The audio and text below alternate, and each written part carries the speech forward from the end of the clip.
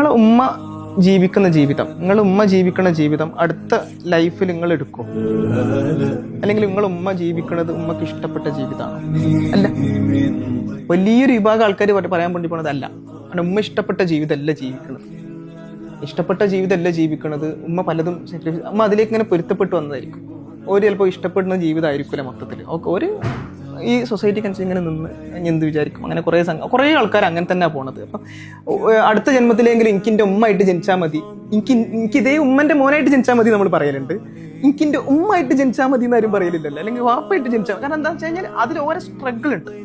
ഓരോ സ്ട്രഗിൾ നമ്മൾ, അപ്പോൾ അത് നമുക്ക് അങ്ങനെ ആവാനൊന്നും പറ്റില്ല. അപ്പം അങ്ങനെയുള്ളൊരു മനുഷ്യന്മാർ, അതായത് ഓരോ ജീവിതം തന്നെ ചിലപ്പം അവർ വിചാരിച്ച രൂപത്തിലല്ല പോണത്. അങ്ങനെ കുറേ പ്രശ്നങ്ങളിലൂടെ പോണ ഒരാൾ നമ്മളോട് കുറച്ചൊക്കെ പ്രശ്നങ്ങളൊക്കെ ഉണ്ടാക്കി വരും അല്ലേ? അവരുണ്ടായി വരും. ഒരേ പോണത് അങ്ങനെയാണ്. അപ്പൊ പിന്നെ അവർക്ക് ഒരു കുറെ കൂടി മനസ്സിലാക്കണം.